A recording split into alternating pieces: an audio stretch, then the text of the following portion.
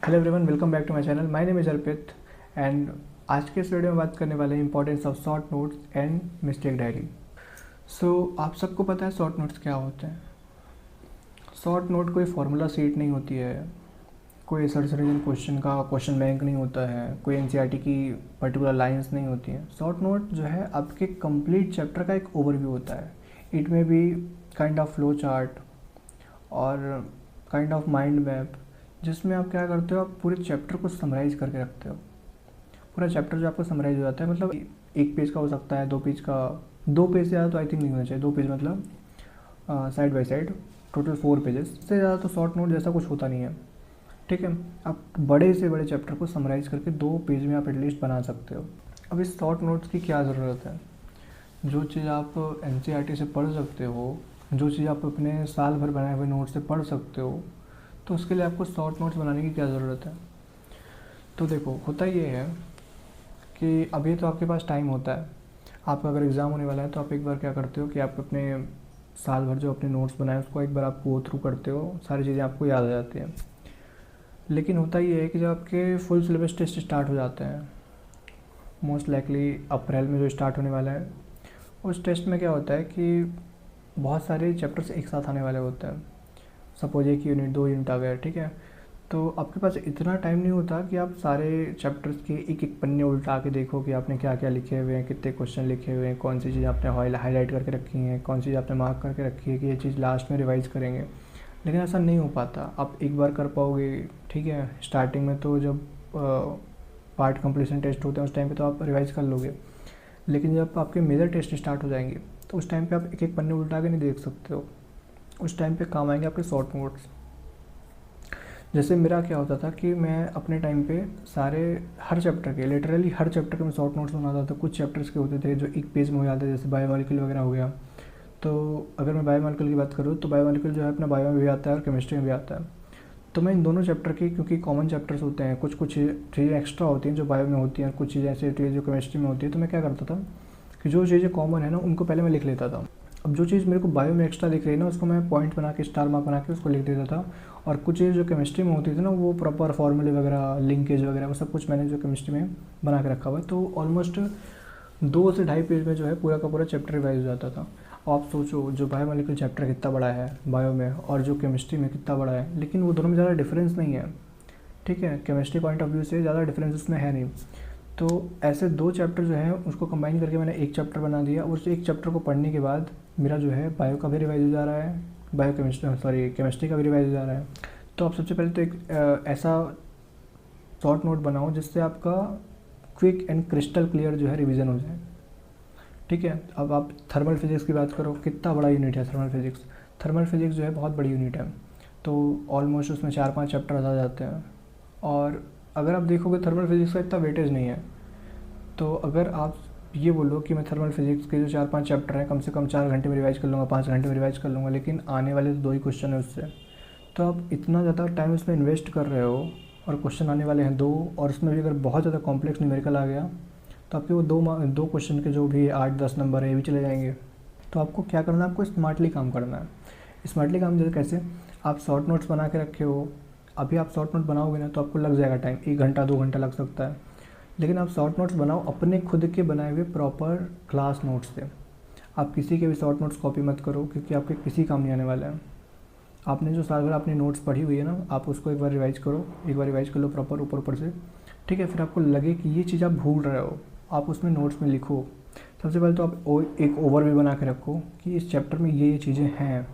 ठीक है, फिर आप माइंड में बनाओ कि इस चैप्टर में ये है, ये है, ये है इसमें। ठीक है, फिर एक पर्टिकुलर टॉपिक जो है, इस टॉपिक में आपको क्या भूलता है इसमें, आप वहाँ पे वो चीज़ लिखो। क्योंकि आपको जो चीज़ पहले से आता है ना वो चीज़ आपको नहीं भूलेगा, लेकिन जो चीज़ आपको भूलने वाली होती है उसको आपको शॉर्ट नोट्स में ऐड करने होता है।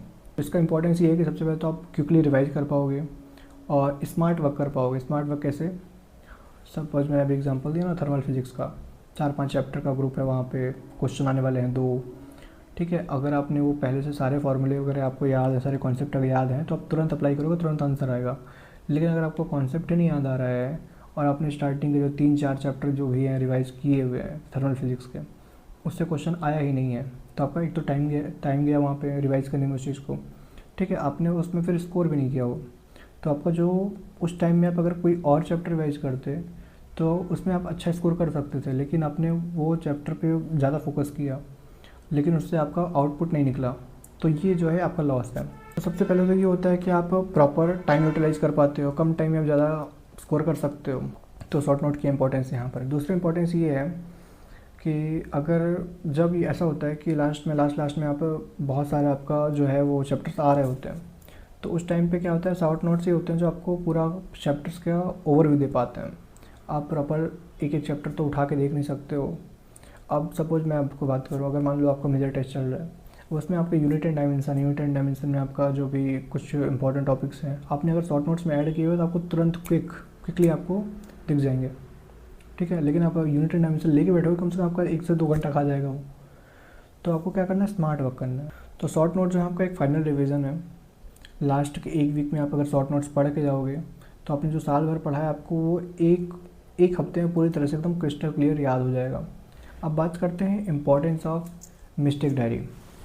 तो सबसे पहले मैं बात करूं, अगर आपको मिस्टेक डायरी के बारे में पता है तो वेल एंड गुड, लेकिन अगर आपको मिस्टेक डायरी के बारे में नहीं पता है तो मैं आपको बताता हूँ। मिस्टेक डायरी आपकी एक पर्सनल कॉपी होती है जिसमें आप अपनी सारी मिस्टेक्स को लिखते हो। मिस्टेक्स में क्या लिखते हो, आपने क्वेश्चन क्या गलत किया, उसका आंसर क्या है, और आपने ये मिस्टेक क्यों की, ठीक है। मिस्टेक क्यों की, मिस्टेक करने का जो रीज़न होता है वो ये होता है कि आप तो या तो क्वेश्चन ठीक से पढ़ा नहीं, दूसरी बात मतलब क्वेश्चन आपने पढ़ा लेकिन जल्दी में पढ़ा इसलिए आपको समझ में नहीं आया, दूसरी मिस्टेक ये। तीसरी मिस्टेक ये कि आपने क्वेश्चन पढ़ा, लास्ट में वहाँ पे नॉट लिखा था या लास्ट में एक्सेप्ट दिस लिखा था, आपने वो मिस कर दिया, ठीक है। पहली बात तो ये करना नहीं होता, अगर नॉट लिखा है एक्सेप्ट लिखा है तो उसको हाईलाइट करो, गोला लगाओ, ठीक है, कुछ तो करो, ठीक है। तो अगर आपने ये चीज़ नहीं किया है तो क्वेश्चन आपका गलत हो जाएगा। तो सबसे पहले तो आपको अपनी मिस्टेक्स लिखनी है, प्रॉपरली लिखनी है कि आपने ये मिस्टेक इस वजह से की, आपने नॉट नहीं पढ़ा, हिंदी में लिखो, आपने नॉट नहीं पढ़ा यहाँ पर, इसलिए आपसे ये गलती हुई है। नॉर्मली अपन को ऐसा लगता है कि आपने जो गलती की है ना वो आपको भूलेगी नहीं, लेकिन ऐसा होता है ना कि आप अगर दिन में 3 टेस्ट दे रहे हो, 2-3 टेस्ट दे रहे हो, और महीने में कम से कम 25-30 टेस्ट दे रहे हो, तो फिर आपको वो चीज़ याद नहीं होती कि आपने ये चीज़ यहाँ पे गलती की है। और एक चीज़ मैं आपको क्लियर कर देता हूँ, आपने जो गलती आज की है ना वो गलती आप रिपीट करोगे, आज नहीं करोगे, कल नहीं करोगे, परसों नहीं करोगे, लेकिन एक दिन वो आपको वही गलती जो है आप वापस रिपीट करोगे, ठीक है। ह्यूमन टेंडेंसी होती है। तो आपको अपनी गलती को लिखना है, प्रॉपरली लिखना है, जिसकी वजह से आपको वो गलती दोबारा नहीं होगी। अब ये गलती आपको रिमाइंड कैसे होगी कि आपने यहाँ पे गलती की है, तो क्या करना है, आपने जो मिस्टेक डायरी बनाया है आपने ना, ये मिस्टेक डायरी का भी रिवीजन करना है। कैसे रिवीजन करोगे आप, आपको पहली बात तो मिस्टेक डायरी आपकी बहुत ज़्यादा बड़ी नहीं होने वाली है, आपकी मिस्टेक डायरी बहुत लिमिटेड होगी, क्योंकि आप गलतियाँ जो करोगे वो लिमिटेड करोगे और उसी गलती को बार रिपीट करोगे, ठीक है। तो इन गलती को आप रिपीट करने के लिए क्या कर, मतलब आपकी ये गलती रिपीट ना हो इसलिए क्या करोगे आप जब भी एग्ज़ाम देने जाओगे ना उससे आधे घंटे पहले, 1 घंटे पहले आप एक बार देख लो कि आपने पहले क्या क्या गलतियाँ की हैं, और वो गलतियाँ आप आज के एग्ज़ाम में नहीं करो, ठीक है। तो इस बात का मतलब अपनी गलतियों का आपको रिवीजन खुद से करना होगा, कोई और आपके लिए कोई रिवीजन नहीं करेगा। मुझे नहीं पता कि आप क्या गलती करते हो, आपको नहीं पता कि मैं क्या गलती करता हूँ, ठीक है। तो अभी तो मेरे पास मेरी मिस्टेक डायरी का सैंपल यहाँ पे नहीं है, नहीं तो आपको मैं शो करता हूँ। मिस्टेक डायरी में आप क्या करोगे, सबसे पहले तो कि आपने इस चैप्टर का मतलब टेस्ट दिया था, आपने इस चैप्टर में यहाँ पे गलती की है। बाद में फिर आप क्या कर सकते हो, पार्ट कंप्लीशन टेस्ट दे रहे हो या माइनर एग्ज़ाम दे रहे हो या मेजर एग्ज़ाम दे रहे हो, तो आप इसको क्लासीफाई करके रखो। जब आपके माइनर एग्ज़ाम स्टार्ट हो जाए ना तो उसमें आप प्रॉपर डालो कि माइनर एग्ज़ाम जो है टेस्ट नंबर ये है, ठीक है, उसमें क्वेश्चन नंबर ये था, उसमें गलती ये थी, ठीक है। प्रॉपर आप हर चीज़ आपको मेंशन करना है, क्योंकि आप जो चीज़ मेंशन कर रहे हो ना, फिर आप अगर 4-5 दिन बाद भी अगर इसको रिवाइज़ करोगे ना तो आप तुरंत उस स्टेज पे पहुंच जाओगे जहाँ पर आपने गलती की थी। तो वो चीज़ आपको याद आती रहेगी, रिवाइज़ होती रहेगी कि हाँ इस टाइम पे मैंने ये गलती की थी, ये गलती की थी। अगर मैं इस चीज़ को ठीक से पढ़ता तो एग्ज़ाम में मेरे साथ ही ऐसा नहीं होता, मेरे -4 नहीं होते। तो आपकी मिस्टेक डायरी जो है ना कंटिन्यू अगर स्टार्टिंग से आपने बना रखी है, पूरे साल से बना के रखी है ना, तो वो एट लास्ट आपको बहुत फ्रूटफुल होगी। जब आप नीट के एग्ज़ाम के 1 दिन पहले या नीट के एग्ज़ाम वाले दिन सुबह आप एक बार पढ़ के जाओगे तो आपको सारी गलतियाँ याद आ जाएंगी जो आपने पूरे साल करके रखी हैं, ठीक है।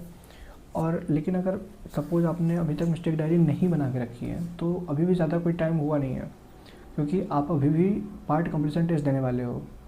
अभी भी फरवरी का फर्स्ट वीक चल रहा है, थर्ड ऑफ मई को आपका एग्ज़ाम है, ऑलमोस्ट 85 डेज बचे हुए हैं।